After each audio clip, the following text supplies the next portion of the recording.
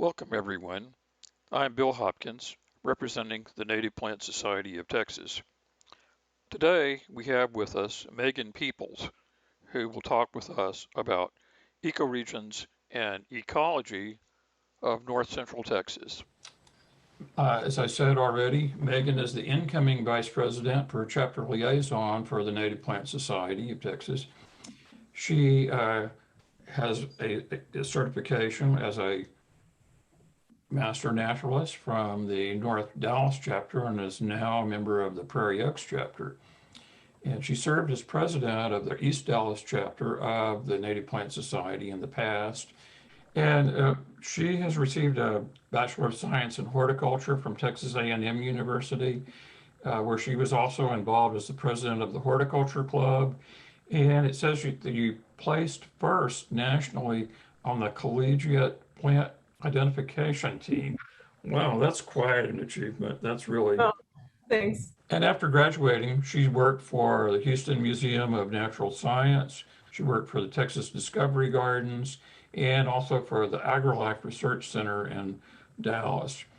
And she, a grant with the National Fish and Wildlife Federation presented an opportunity to restore 90 acres of Dallas public parkland back to thriving Blackland Prairie ecosystem, and inspired her to return back to school, where she's now earning a master's degree at Tarleton State. So welcome. Again, we're looking forward to your presentation. So this is my presentation on the ecoregions and ecology of North Central Texas. So as I am talking, go ahead, feel free and chat with me, shout out any questions you might have or comments. I know a lot of people in this community have been in this region for so much longer than I have. So I really value your input and anything that you guys have to add. I'm Meghan Peoples. My background is in mostly horticulture, but I've recently, in the last 5 years, really started specializing in native plants and their ecological interactions. I've experienced doing restoration, like Bill mentioned, in Dallas in the park system, as well as with the AgriLife Research Center. And now I'm at Tarleton State studying ecology and getting my master's, working in grassland restoration and environmental restoration work. So I love this presentation because I think it's really important that we all kind of seek an ecological context of what's going on around us. So I'm going to focus on some of the really big picture factors that shaped the environment, as well as the creation of adapted communities and plants and species. And then also share some great insights into how to become better managers of this land and how to participate better in conservation efforts. So hold on, let me move this a little so I can see. Hey, Bill, will you let me know if anyone chats, because I can't see all these things at once? I will do that. Okay, cool. So what is an ecoregion? To me, an ecoregion is really a major ecosystem. It is distinct from surrounding territories and the factors that shape its landscape. And these are going to end up influencing the habitat and the species diversity that you're going to see there. So as you guys can see, Texas, as far as a macro kind of ecoregion goes, is really part of the Great Plains, and also the southeastern deciduous forest.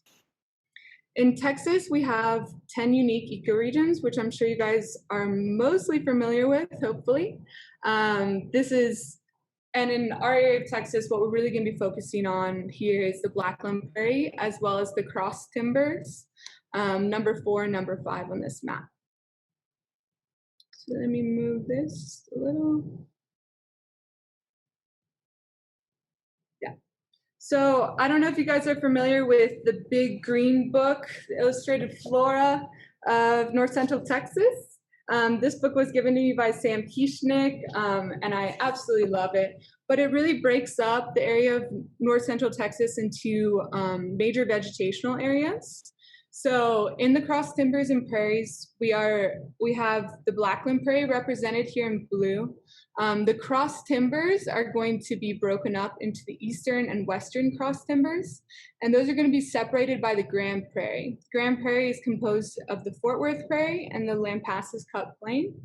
And then the Red River area is also included, which is a distinct kind of vegetational zone along the Red River of Texas on the Oklahoma border. So today we're mostly going to be focusing, like I mentioned, on the cross timbers and prairies, as well as the blackland prairie.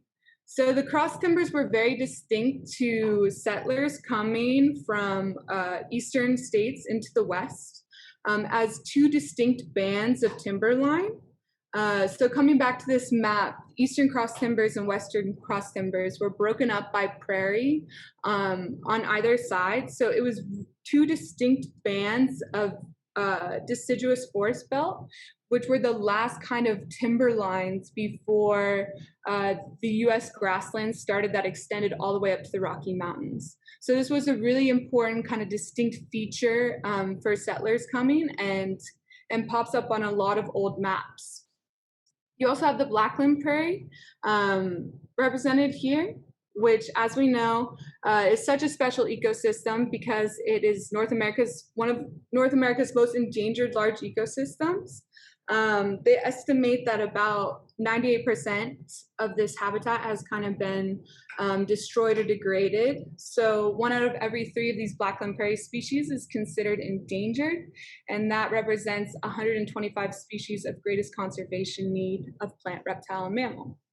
So it's a very special kind of ecosystem to learn about and know about so that we can do our job in protecting and restoring it. Also represented is the Lampasas Cut Plain, which is kind of referred to as having characteristics that are very similar to the Edwards Plateau, kind of extending up into north central Texas. You also have your Fort Worth Prairie for people that have been to Tandy Hill's natural area. It's a great example of a Fort Worth Prairie, and I really recommend you guys go and check that out. So the vegetational areas have a very intimate tie to their soils and what is underneath them. So you guys can kind of see a crudely represented representation of our soil types. So we're going to have our caliche limestones here on the left, our blackland clays, as well as the cross timbers and post oak savanna sands. You have your really iron-rich red sands and your post oak kind of savanna type soil, which is that coarse blonde sand there. So coming to, back to this big picture of the abiotic factors that really shaped this area. These are the non-living conditions that influence and affect our ecosystem. And so we're going to look at the geology, climate, and weather that influence this area of Texas. So as I mentioned in our soil types here, they're very closely related to our ecoregions. So you can see in our soil type here, the blackland prairie in yellow, the 2 bands of cross timbers are in green, and the grand prairie here in yellow again.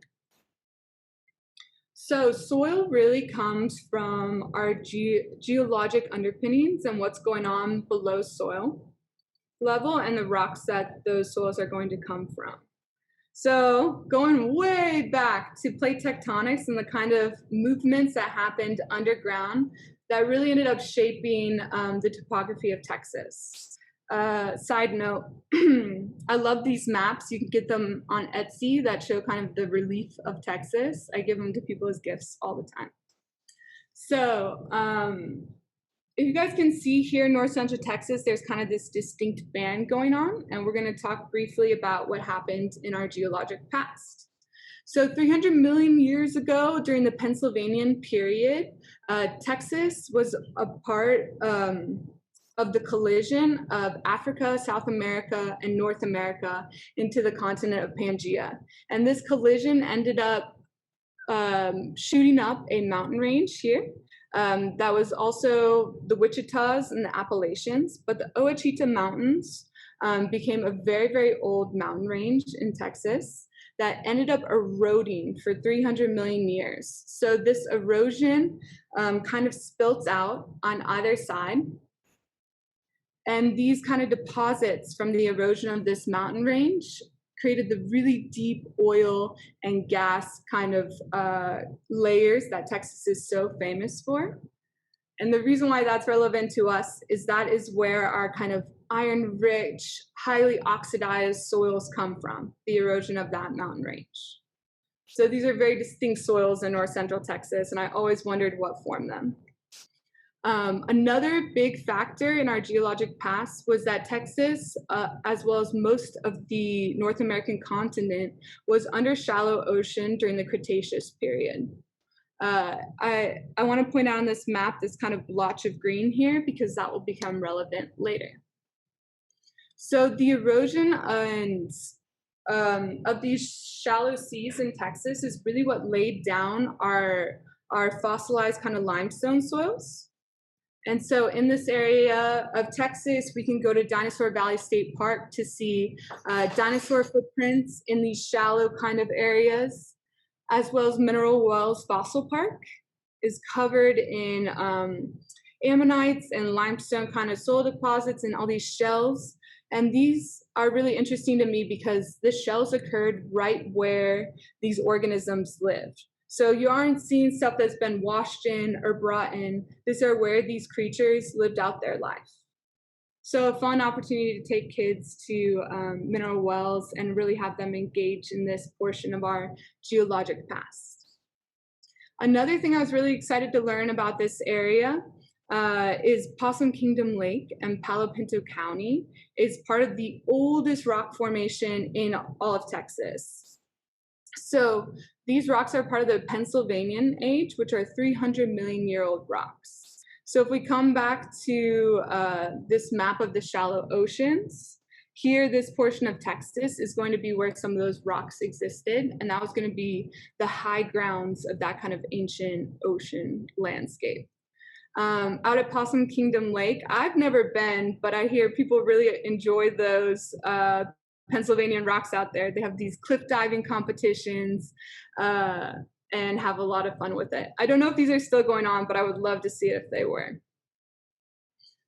So coming back to kind of water in this region. So mostly, I know that there are some people, I think, coming in from Dallas. So that's going to be your Trinity River system. For us here in Erath County is where I'm at right now. The Brazos is our big river basin drainage. So almost all of our smaller rivers and tributaries are going to join to the Brazos. If you guys are up in Dallas, that's going to be more to the Trinity.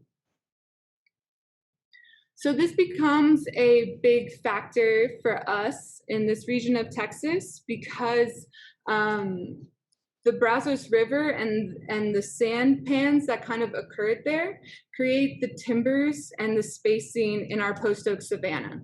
So the sands come from the river basin, and because of how quickly water moves away from that soil type, we're going to have our post-oak savanna, which are kind of more depleted of nutrients there.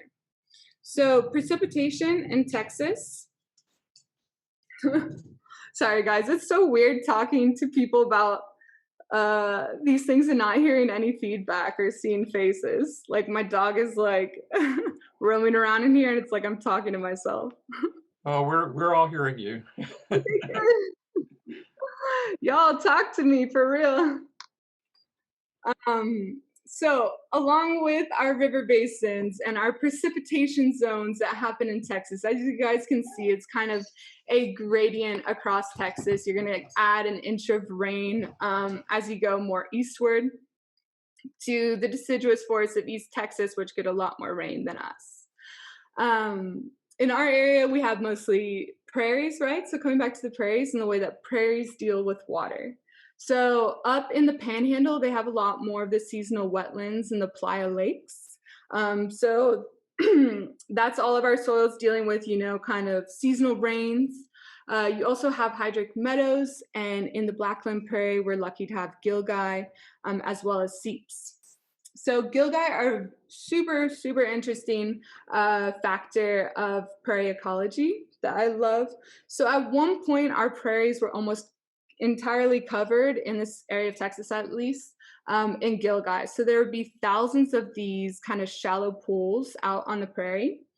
And this was a fact of our clay soils that kind of created these depressions. So you have unique species that live there. These crawfish are being still recently discovered because people really plowed these features under before even really learning about these species. So this is the way that the prairie deals with water. And so when you go out and you see a Gilgai prairie, you can go and do that at Climber Meadow. Brandon Belcher will show you. I highly recommend going out during a rain event because you can see how all these pools kind of fill up with water. And there's a totally different plant community on the low than on the high. But I really love this feature because when we do come back to kind of fire ecology and how fires also shape the landscape, I believe that, you know, if a fire burned across this, that these areas would be kind of protected for the smaller species, and the landscape would kind of burn in a mosaic pattern. So, Seeps. Seeps are really fun. I got to interact with a kind of seep prairie back in Dallas at Crawford Park. You will surprise yourself with seeps. Okay, so a seep is kind of the way that sandy soils, so sandy soils when they are have water during a rain event, hit a clay pan, and that clay pan has smaller particles, which doesn't allow the water to drain. So the water kind of moves off across the clay pan and drains. So it's interesting at the end of prairies and stuff, you'll find a seep where the water kind of is exposed. And this isn't in our area. I think this is more eastern Texas, but you will find different plants down there. In Dallas, you'll see a lot of horsetail reed, as well as like little ferns living at the end of that seep. And so it's kind of a way that you can spot them. But this is a fun video that my brother and my ex-boyfriend at the time took out on our family farm that kind of illustrate the soil type and what you might be dealing with out there.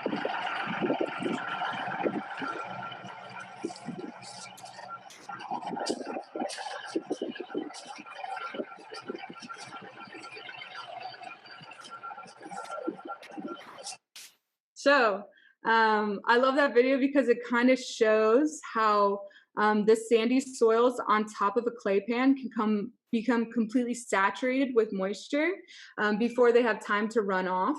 And so that's like a really cool illustration of what might be going on.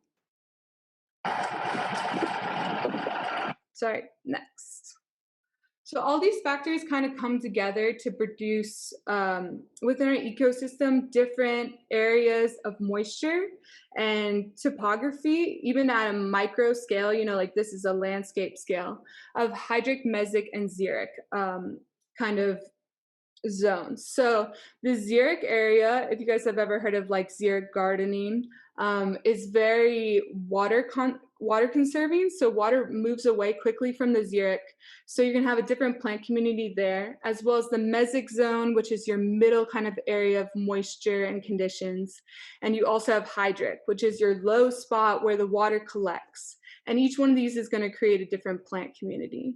So on our prairies, we can kind of see hydric forbs and grasses, bushy bluestem, and sedges, as well as rush grasses are really great example of hydric grasses. And then you also have forbs like ironweed and sweet Pulchella odorata. I always forget that one's common name.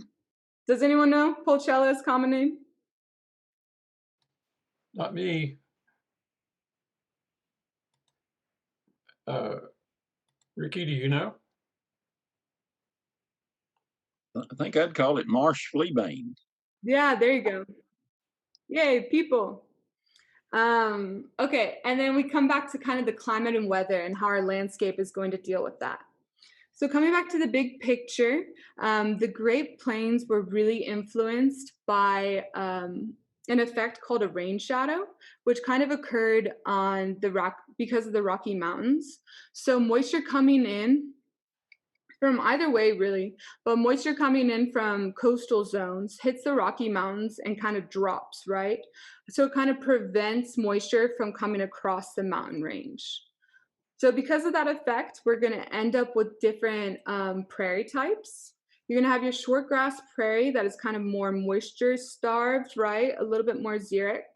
the midgrass prairie here in between, and that transitions to the tall grass prairie, which our blackland prairie is lucky to be a part of. That's going to be way more moisture rich and have deeper, more organically rich soils.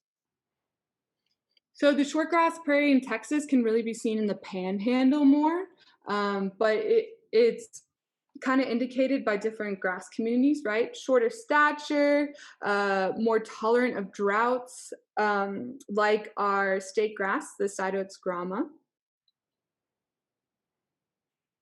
as well as the species kind of exhibited in ladybird's habiturf. So you have your curly mesquite, your buffalo grass, and your blue grama. You can see some blue grama here in this West Texas yard. I took this photo, I just really love it. And then you also have your tall grass prairie, which the blackland prairie is kind of famous for. These grasses will get up to being 9 feet tall and have wildflowers throughout the season. The species of the tall grass prairie, as well as, you know, the short and midgrass prairie in Texas for sure. But big blue stem is here, switchgrass, little blue, and Indian grass. And these would form different types of complexes. Depending on conditions and how much moisture, you would get different representations of the big four grasses here. Little blue is definitely the most common and kind of dominant climax grass for us. So because of the exposure of the prairie to heat and to wind, coming across the prairie, it's a very connected ecosystem, right? A very uniform ecosystem. So that combined with periods of drought would create very brittle conditions, and those conditions would spark fires. So fires were a regular occurrence on the prairies. Now, when we're kind of managing land and looking at this, we say maybe every 3 to 5 years, but it depends on where you're at and whether your ecosystem wants to burn for sure. But the people from the past, the pioneers coming to observe this, really reported it as a regular occurrence. You know, it would start and you could see it moving across the entire landscape. Of course, Native Americans and the people settling in that area really knew how to deal with that and just got comfortable with that as a regular feature of the landscape.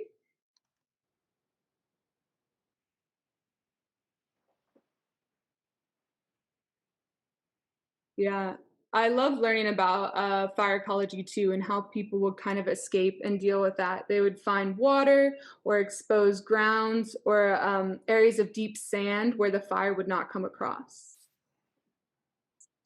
So for us in the cross timbers, for sure, this created our very adapted post oak, blackjack oak woodlands. This was a fire dependent landscape. Sorry, getting a call. A kind of fire dependent landscape that burned regularly and created that kind of orchard like habit that you hear reported. So it almost looked maintained, you know, there was big spacing in between the trees and had low grasses in that kind of savanna habit, as well as wildflowers. So the way that, you know, just to illustrate, I guess, how dependent these species are. So when you have a fire adapted landscape, you can kind of look and see sorry, fire adapted landscape, you can kind of look and see dependency on that fire. So there's seed dormancy, and species like pine need fire to come through in order for their seeds to germinate. So you have fire dependency in that kind of ecosystem as well. Y'all ask questions and talk to me. I keep forgetting that I'm speaking to a crowd. It's crazy. Also on the prairie, you have the sumacs, you know, and I find this picture very interesting. So when fires do come through frequently, it kind of keeps the woody growth in check. So people have a lot of issues with cedar on the prairie, as well as sumacs, you know, kind of get a bad rap sometimes, just because of how kind of aggressive they are. But living out in Stephenville, where you can see really kind of the big picture of the landscape. I love seeing the sumac colonies kind of growing in these mounds. They have their own unique little microhabitat there that I'm sure is great for birds. But this is if fires did come through, you can kind of see the sumacs are kept at the height of the grasses. So some woody species that are colonial growing can handle fire and be a part of that landscape in a more balanced way. We do have a question in the chat window now about how to handle invasive species like Johnson grass. Invasive species like Johnson grass? Johnson grass, I'm sorry. Okay, I'll come back to that when I talk about grasses in a second, okay? Okay. Y'all, keep them coming. Or if you have any comments, I know that people love or hate sumac, love or hate cedar. Okay, so all these fire relationships or let me go back. So grasses have become very adapted to all the conditions that they have to deal with, the drought, the wind, and the fire. And they kind of deal with this by having this unique growth form.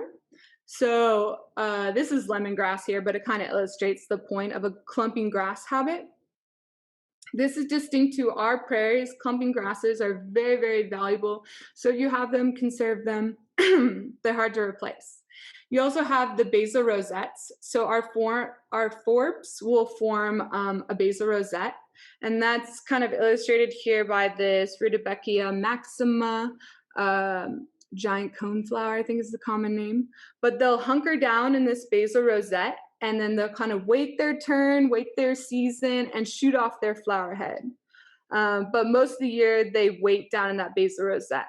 And in this way, they're able to protect basically their resources above ground, so you can kind of think of that, as a form of protection. So if a fire did come through, the wind really pulls moisture out of these plants. This was a way of protecting themselves and also from, grazing pressures as well.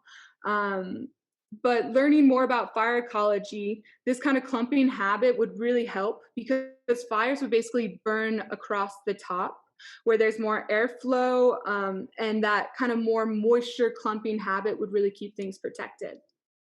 Okay, how am I doing on time? Okay, I think we're good. So because of all these pressures, our plant community in this area really spends a lot of time below ground.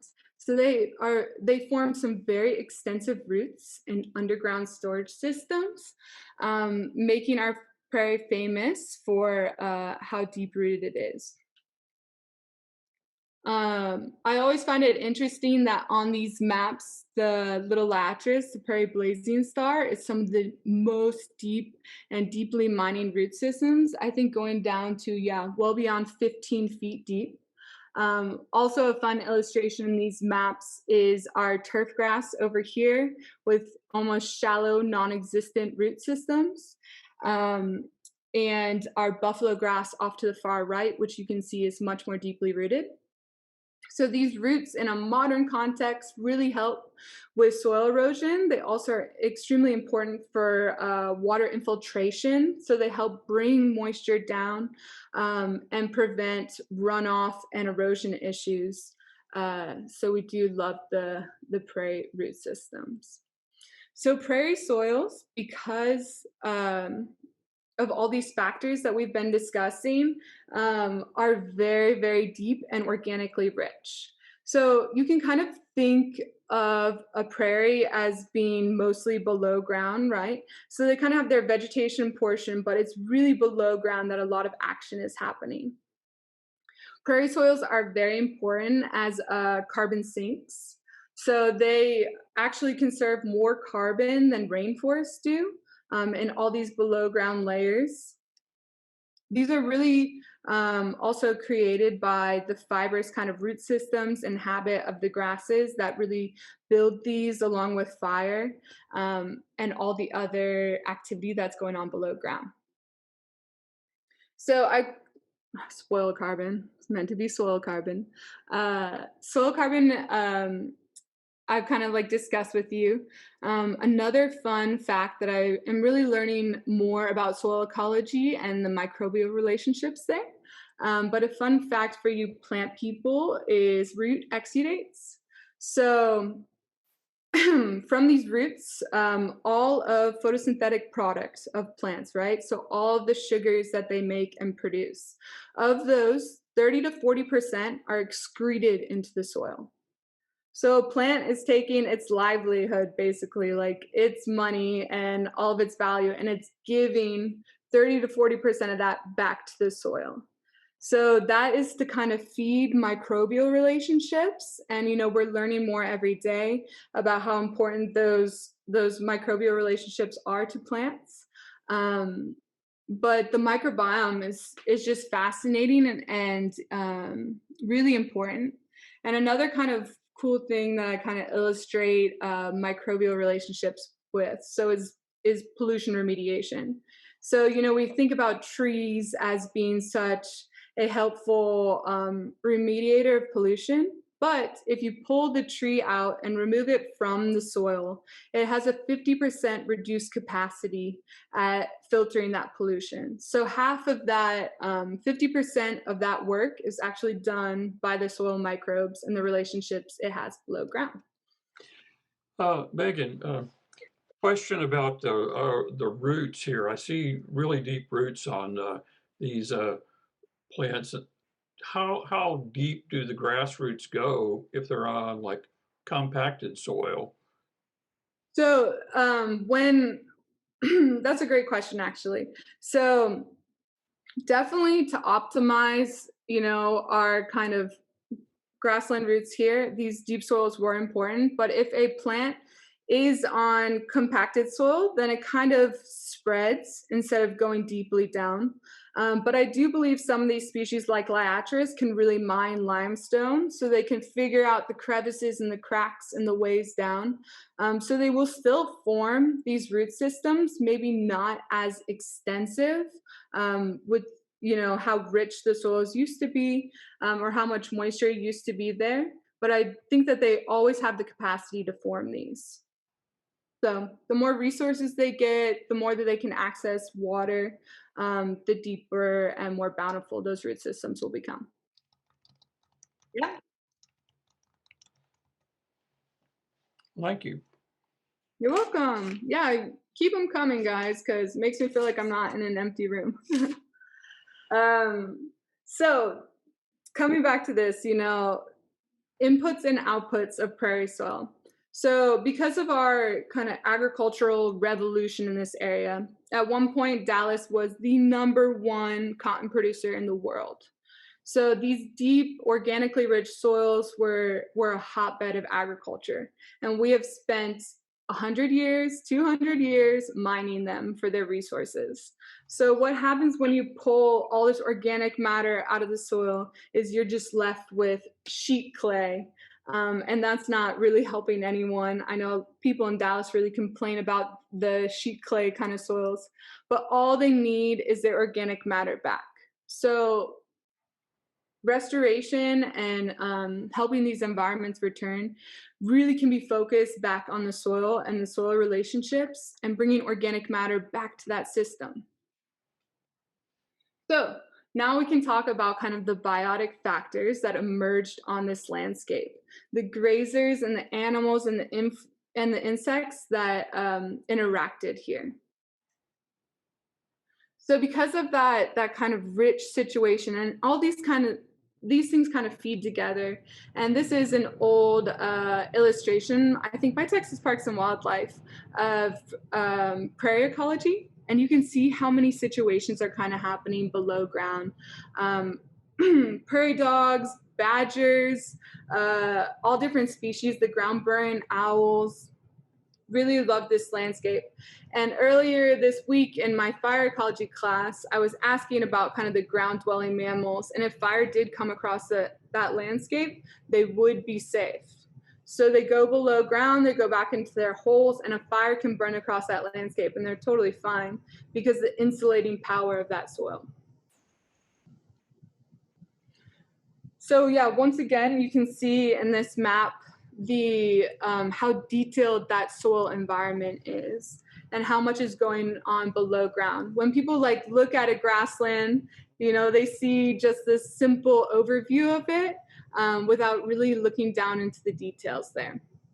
So we had a lot of ground-dwelling mammals, such as the prairie dogs, their predator and companion, the black-footed ferret, as well as many ground-dwelling owls and birds. All these species, especially the black-footed ferret, which depends on prairie dogs, are really threatened and in an endangered situation now. So the prairies are definitely famous for their grazers. They report that the Great Plains, you know, had 1 million animals on it, and definitely reports from pioneers in our area report seeing herds of thousands of buffalo, too many for them to count. Bison, I'm sorry, American bison. So yeah, as far as our grazers go, they're kind of broken down into grass eating and forb eating species. So you have your grasses, and then you have your, you know, kind of perennials and wildflowers basically, which make up your forb diet. And there's also browsers, so grazers that will eat more woody vegetation. So bison, pronghorn. I was excited to learn about pronghorn, which is really more of a West Texas species now, ranging into this area of Texas as far back as the 1800s. There were herds here. Pronghorns are North America's fastest land animal. I believe, does anyone know their speed? Anyone? Pronghorn's top speed. Somebody says it's 60 miles an hour. 61 miles per hour. Yeah. So very, very fast land animal. They hypothesized because of that top speed that at one point there was a North American cheetah that could also, you know, to push them to run so fast. I also don't know how quickly fires can travel, but that might have been a factor as well, having to escape from fires. And you also have elk. So elk, along with bison and a few others of these animals, were almost entirely extirpated from the state. So they were hunted to local extinction as far as their populations go. So elk, I believe, are starting to range back into protected areas of West Texas, but they were also a major grass eater and were definitely out here on our prairies along with the pronghorns. White-tailed deer have exploded in populations since other factors like our fire and our grazers have encouraged more woody growth on the prairies. They are more of a browsing species. And then not so much here, but at higher elevations, you'll have a mule deer, and at the highest elevations, the bighorn sheep. I haven't found any records of bighorn sheep existing in our area, but I just still think they're a really interesting animal. Last time I gave this presentation, someone was telling me, Bill, do you remember where? That the aoudad had escaped? Yes, there are lots of audads in our area that have right, in Palo Pinto. So yes, I guess from some exotic ranches, audads have escaped out into Palo Pinto area and are like living up there on those really old Pennsylvanian rocks. So I think that the niche definitely is there if they're surviving and doing well. Which, you know, is a fun illustrated point that for the most part, for me, like any sort of invasive species problem is because that niche is not being filled by the native or the local species. So if we have, you know, like just for example, on the sheep, if there's an aoudad issue, an exotic kind of, you know, that the bighorn being in that niche or something like that would have prevented the occupation. And the same can kind of be said for plants in a lot of ways. So our grazers in this area definitely kind of met a tragic past. no, I'm gonna forget, when the bison kind of extinction happened. So they were hunted. You guys remember? I think it was the 1830s, 1930s, when we hunted these to almost being completely extirpated from the state. And the same thing happened with almost all of those wildlife populations. And that is why now, Parks and Wildlife was kind of formed to make sure that people weren't hunting these things or putting too much pressure on the landscape. And I think we've really turned around since then and have been really focusing on rebuilding that landscape. So I talk about grazers because they are completely vital to a grassland ecosystem. And I know that there's a lot of fear with people with prairie remnants and native landscapes about having grazers there, because they're like, we're trying to conserve these very special places. We don't want to see them destroyed. But it's really a great opportunity and a lesson in management about sustainable grazing, because overgrazing and that fear of plant death is really a factor of time, not intensity. So it's the amount of time that the grazer is on that prairie or on that patch of land. So people have been working to develop more sustainable grazing practices, and one of the methods is high intensity rotational grazing. So it moves cattle in kind of like a mob grazing, right, in a really concentrated area. They sit on that land, they bring it almost down to zero, right? They eat everything, and then you quickly move them along, and you allow that landscape to rest in between. And that ends up becoming extremely valuable for, cycling nutrients, and also maintaining kind of like the youthful vigor of the grasslands. Because one of the things that I kind of, saw a lot of when trying to do prairie restoration was the fact that these landscapes were choked out, right? They had so much thatch buildup, so much dead material, and that could have been, it definitely calls for a fire, right? Because that fire will come through, kind of reset that ecosystem. But then when a fire did come through, the grazers are what maintain it. So they keep it young, they keep it fertile, they keep things cycling. So they definitely have a valuable place in our ecosystems. So what created that pressure, right, where a huge herd of bison or any of the other grazers are moving quickly across the landscape is, of course, our predators. And we can take that role in our landscapes now. But predators like black bears and mountain lions definitely ranged into this area of north central Texas as far back as the 1800s. We still see a rare mountain lion sighting, like we dealt with recently, that Lipan situation for the people that are local, where a guy was accused of being attacked by a mountain lion. And then the one that also recently was killed north of Dallas. You also have the red wolf, which I don't know if you guys are familiar with this species, but they are trying to restore their populations in East Texas right now and really struggling. They're finding that it's kind of a hybrid of a gray wolf or a Mexican wolf and a coyote genetics kind of coming together. But I learned today, reading more about our ecosystem, that gray wolves were also present in our area, hunting in smaller packs. You also have your lesser predators here, right? The bobcats and the coyotes, which would hunt the very plentiful mammals and bird species that existed on the prairie. So I don't know if I have my grass. So the prairie was home to tons of ground birds, and we really struggle with the restoration of these guys, especially quail and prairie chickens here. So fun facts, I don't know if you guys, pretty much everyone knows Sand County Almanac, right? The book. What was your question again?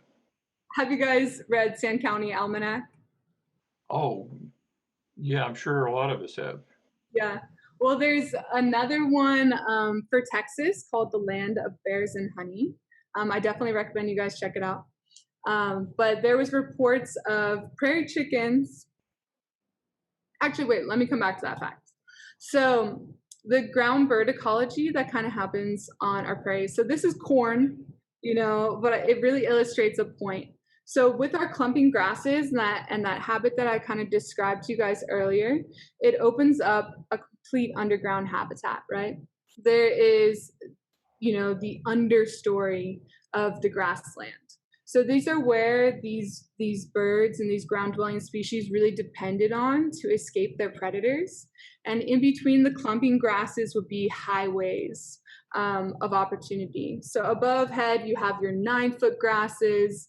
You have a lot of predators out there, but these birds are able to escape and hide because of this dense covering of this dense canopy of grass. So coming, yeah. Yeah, could you tell us the name of that book again? Was it the land of what? The Land of Bears and Honey. Bears and Honey. Mm-hmm. Okay. So we're struggling a lot, you know, to restore quail and restore the prairie chicken. And I think like a major factor there is that we don't have that grassland structure that they need to really thrive. Also, they've unlearned, so they bring, you know, quail in from South Texas and stuff like that don't know how to deal with our ecosystems, but a different factor. The Land of Bears and Honey, that fact that I was going to bring up, apparently prairie chickens were so plentiful on the prairie that in like as far back as the 1890s, on the Chicago market, 900,000 prairie chickens were sold every year. 900,000 prairie chickens on just one market. So there were millions of these birds out on the prairie, and apparently they were not at all prepared for humans harvesting them. So, yes, grasslands, I always kind of, you know, go back and forth with people. Grasslands are climax ecosystem. So I don't know if you guys have ever seen kind of like the successional habit, right? Where it goes from, you know, mosses to grasslands to mature forests. But grasslands are a climax ecosystem. This is beautifully illustrated by gamma grass. It's kind of hard to see, but I did my best with what the internet had available. But gamma grasses will kind of form rings. So the central individual there in the center, every year kind of has, it grows out new shoots and kind of multiplies itself, and it starts forming these rings, right? And they've been able to date the size and the diameter of that grass and kind of estimate how old those grasses would be. And they're estimating these grasses are over 100 years old. So it is an old growth grassland and a climax ecosystem, and we should respect it in the way that we respect trees that are hundreds of years old. These species have been here for a very long time, and they're very hard to replace.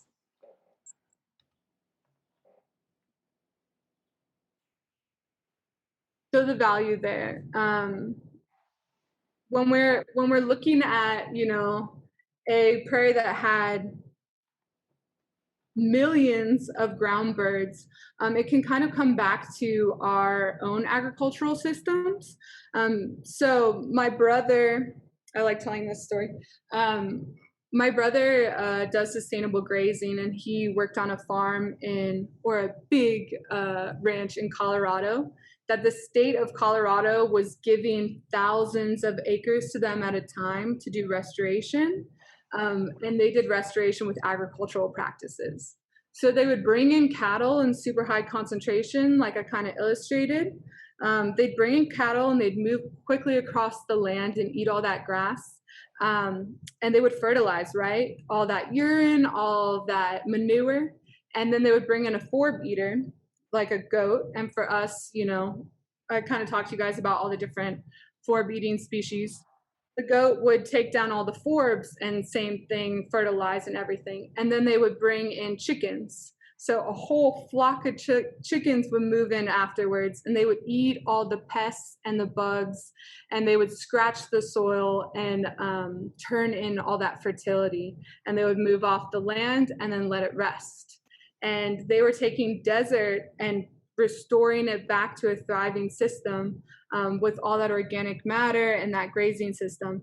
And it kind of goes back to, you can have restoration and you can have agriculture too.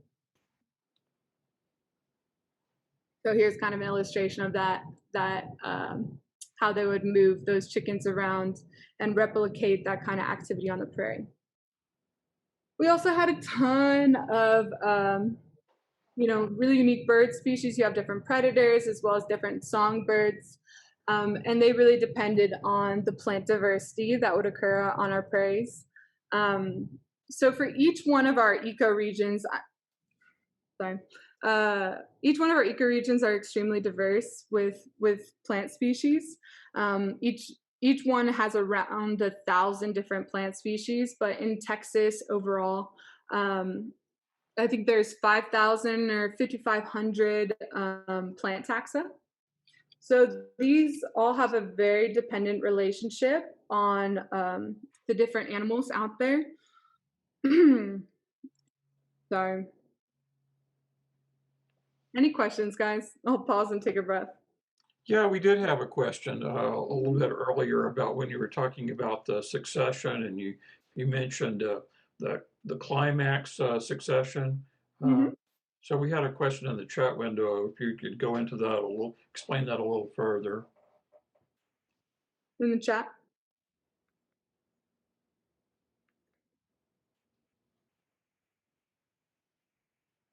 Okay, actually, Bill, I'll come back to it because I don't know how to bring up the chat right now. Okay, that's good. I'm almost done, and then I'll take the questions, actually. Just reminding myself that people are out there. So, I always like talking about kind of the different way that even the plants on the prairie succeed. So you kind of start off your wildflower season. Or kind of going back. Okay, so the prairie is famous for its wildflowers, right? Wildflowers are out throughout the warm season. And there was this really cool fact that on a very healthy prairie ecosystem, 2 to 3 new species of plant bloom every day. So there's a lot of excitement going on, something new and different to see every day. And that kind of, the wildflower season is really kicked off with bluebonnets, which is why we get so excited. And I have Grape Hyacinth here to kind of illustrate the point, but it starts very low and blue. And as the season goes on, the plants get taller as the grasses do too, right? So at the beginning of the season, the grasses are very low and you have your early wildflowers. And as the grasses grow and get taller, the plants have to compete with them. So when grasses get to be 9 feet tall, how tall do our fall blooming species have to be? Even taller. So we would have sunflowers and stuff out at Texas Discovery Gardens that were fall blooming species that would be like 10 or 15 feet high. And these species definitely really depend on that grassland for structure, right? And I think that's something we all struggle with in native gardening is we all want the wildflowers, but we forget about the grass. And the grass is a support system for all these flowering species. But it's also fun to kind of think about that because if like all the fall blooming species are much taller, much more golden. You can kind of expect to see how the plant community they would be competing with during time of bloom. Bird species definitely super depend on these seeds for their diet, and this is also extremely important for seed dispersal, for the genetics to move throughout the prairie. And wrapping up with the pollinators. So pollinators also very much so depend on this ecosystem for their migration. This complete corridor of wildflowers was their nectar and their food source. So as we struggle with monarch habitat restoration, really thinking about these prairies and these ecosystems is essential. I won't go too much into pollinator ecology, but we can see, with monarchs and their relationships with milkweeds, how absolutely dependent these species are on having the right plants in this ecosystem. So without, without milkweeds, we're not going to have monarchs. And so one is so intimately related to the other. And that brings me to the specialtists. So, you know, in any ecosystem, as it gets more and more advanced, it gets more and more specialized. This is perfectly illustrated by orchids. So you know that you have a remnant ecosystem, something that's intact and biologically active if you have orchids. And they have specific pollinators that depend on them and in that very intricate relationship. And so you can't really have one without the other. And so we have to conserve these species, right? They're very sensitive. So that kind of comes around to those dependent relationships, kind of create those specialized creatures that are at risk when that system is degraded. So you have your species of greatest conservation need, and each ecoregion has its own species, but these are listed by the state and then sometimes federally as being endangered and species we really need to protect and care about their habitat. You have the spotted skunk here and the whooping crane, the Texas horned lizard, which we're all familiar with, that plight, as well as the long-tailed weasel as an illustration. And then you also have endangered species on the plant list as well. Hall's dahlia, Guadalupe penstemon, and Agellinus densiflorus are just small examples of the kind of plants that are lost when the ecosystem is degraded. Same thing goes with our post and blackjack oaks, are very sensitive species to compaction. So because of those sandy soils and how loose and aerated they were, when we do construction activity of any kind and run over their root systems, they almost completely degrade and decline. So you'll see the death of the canopy as an indicator of the death of the root system. So that is a plant, you know, that its roots are dying, so its canopy are dying. And post and blackjack oaks are very, very sensitive to that. So all in all, we have a very complex ecosystem in north central Texas here. A lot of beautiful species, and I really encourage you guys to go out and explore and see remnants to see what this ecosystem is possible. It experienced some very serious decline due to agriculture and urbanization, because it was such a fertile and beautiful place that we kind of exploited in our past. But it has persisted in a lot of ways and in a lot of places, despite that urbanization. And there's a lot of hope for recovery there, for the two things to kind of coexist, and the people out there doing the good work, like the Native Plant Society and Master Naturalists, that are really intent on restoring this ecosystem back to its full health. And a ton of possibility. So we're coming into a time where we really do get to decide, you know, now that we reached a point kind of ground zero of restarting again, where we want things to go and what we want to encourage. I love this quote from a book called Planning in a Post-Wild World by Claudia West that I super highly recommend. But it talks about nature as it was and nature as it could be. You know, in the US, we've experienced so much habitat destruction, but the author Claudia West, she comes from, you know, areas of the Soviet Union where things were just, you know, like in the Chernobyl kind of situation, things were eliminated and nature was destroyed. And her whole life experience has been seeing it return and all the things that it's capable of. So the two authors kind of have these like contrasting perspectives, and they come to this point of like, well, what can it be going forward? And I think that's a really hopeful message. So I think there's a ton of opportunity, of course, to do restoration on private lands, as well as in public parks. There is a place for all these things.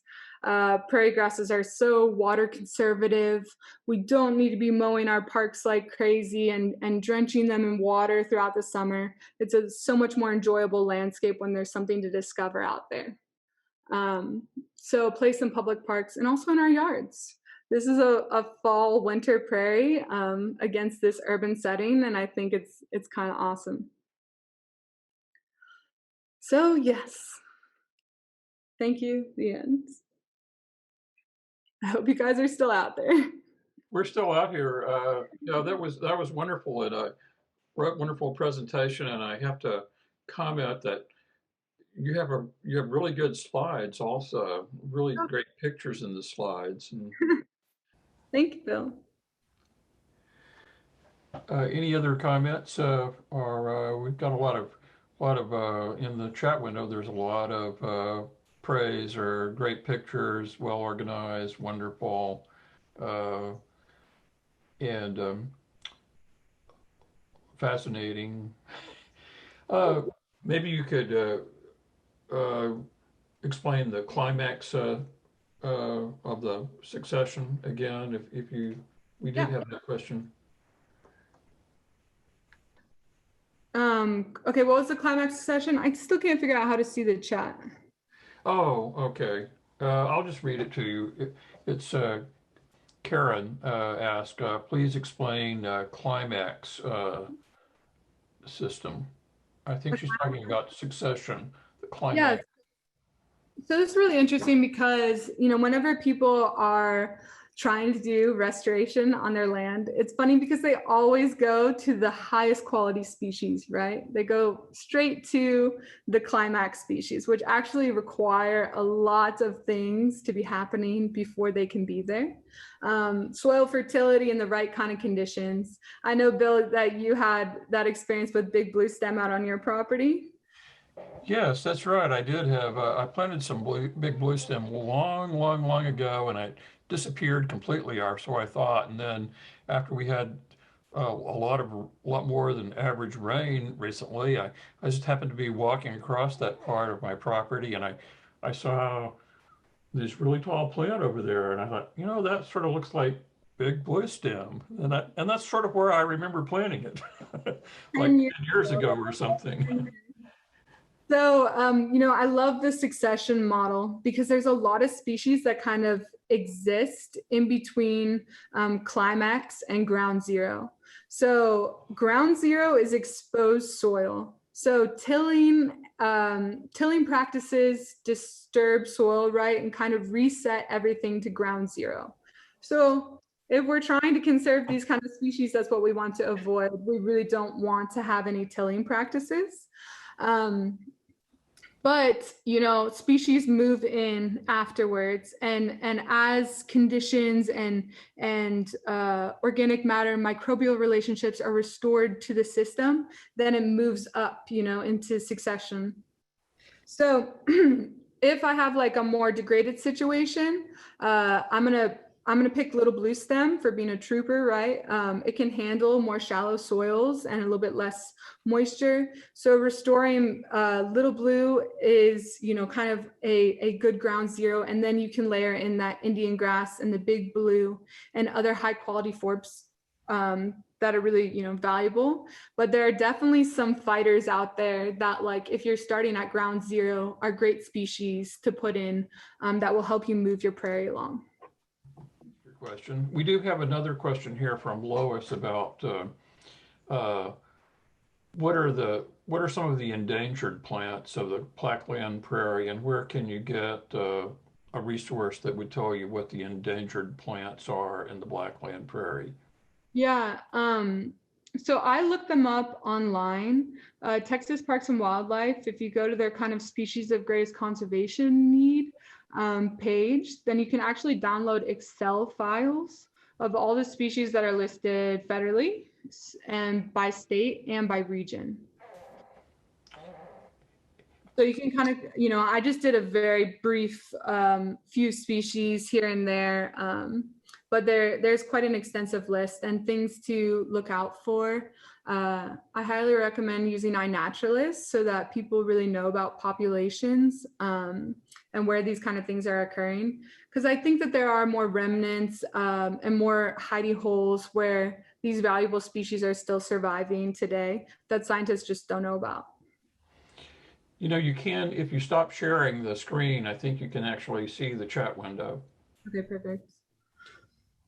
I have a question about fire. You've talked about fire frequently. How often or controlled burns, how frequently are they done?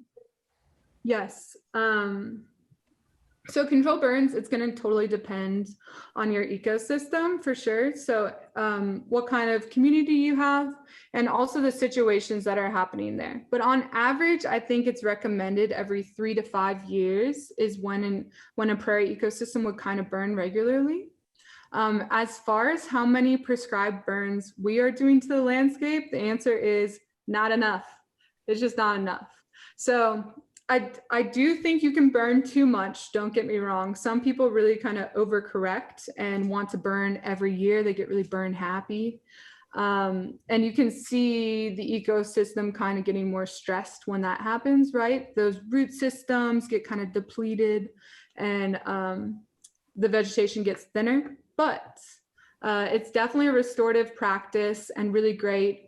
You kind of can go out and look at your landscape and understand if it needs to burn. So if you're talking prairies, any kind of woody vegetation and encroachment is a good indicator, like cedar, that the ecosystem's not burning enough. And you also have thatch buildup.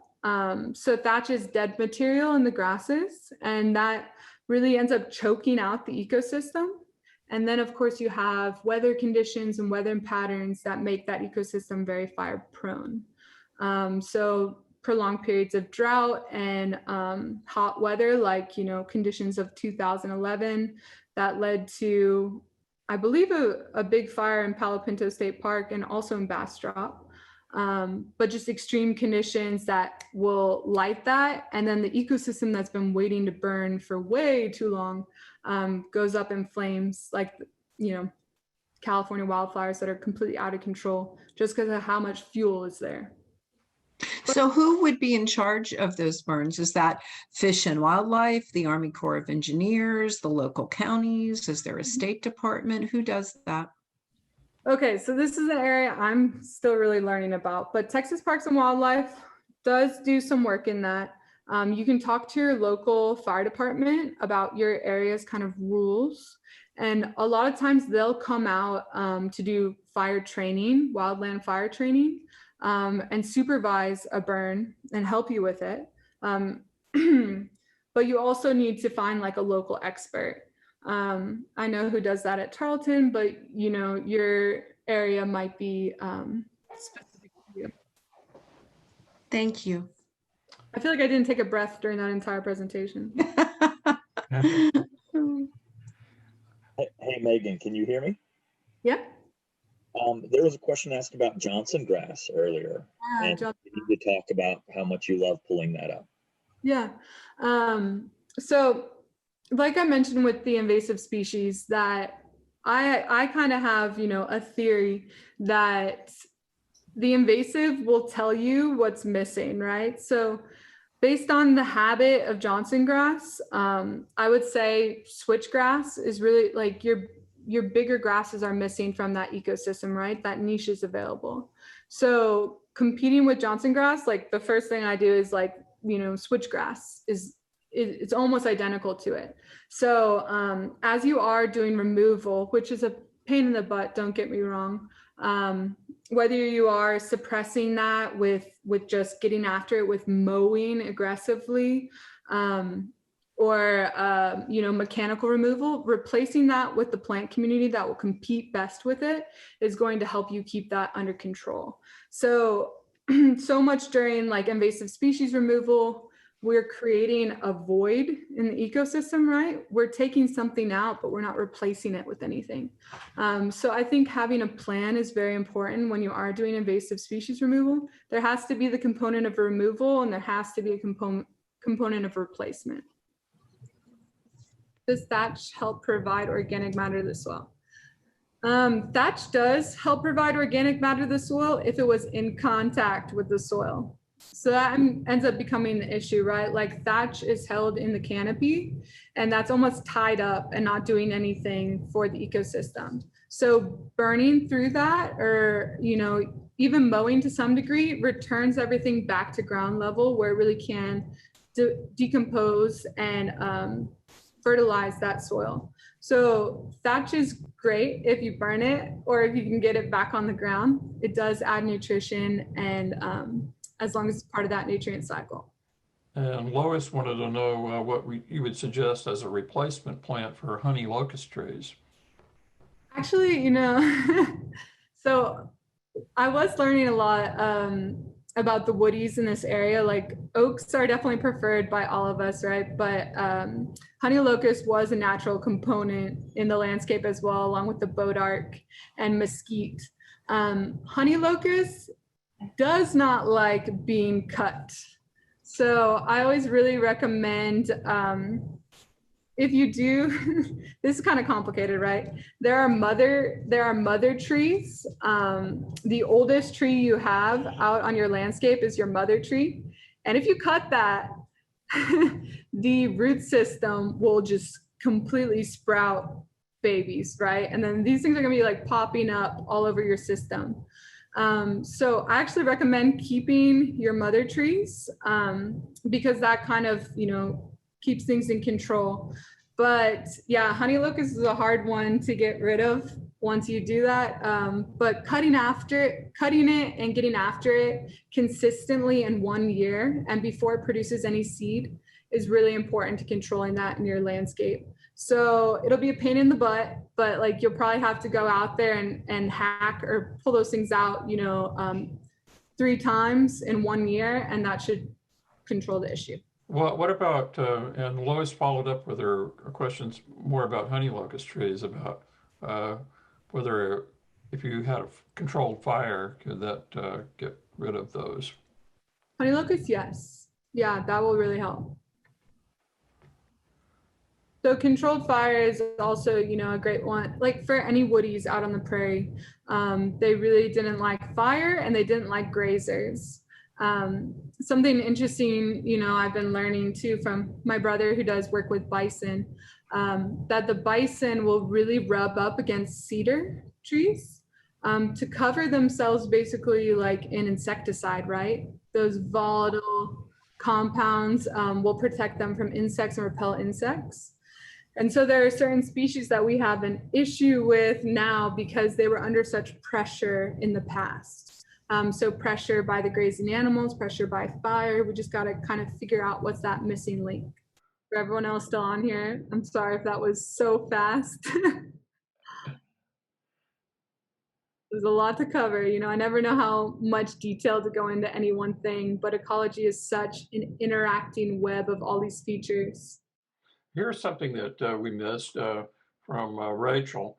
She commented that, mentioned the author Jan Reed. I don't know if you're familiar with Jan Reed, but she wanted to know about what evidence there was that humans can competently serve the role of predator instead of having natural predators in the environment. Have any thoughts on that? Yeah, I definitely do think that's a bit of a philosophical question. But, I truly believe, humans have been a part of the landscape for hundreds of thousands of years. So I think we do have a predator role and a predator relationship with the landscape for sure. I don't believe myself that we can completely replace all other predators. There's a total hierarchy and chain of creatures that exist, especially for like small mammals and stuff. Like when it comes to mice and rat populations, like the smaller and lesser predators are so important for that control. So I don't think that we could ever replace that intricate system that evolution has developed. I think the natural system is best, but humans definitely do have a role there. Let's see, we got some more questions down here. Somebody wanting to know if you would be willing to do a consultation on a small property. Yes, I'd love to. Actually, I love doing that kind of stuff on the weekends. Yeah, so I don't know if I've listed my email here, but it's just my name, Meghan Peoples. gmail.com, or you can find me on Facebook and send me a Facebook message. Well, I think that was really, really wonderful presentation, and I think we've all enjoyed it. And really want to thank you for coming today, Megan. And thank you guys.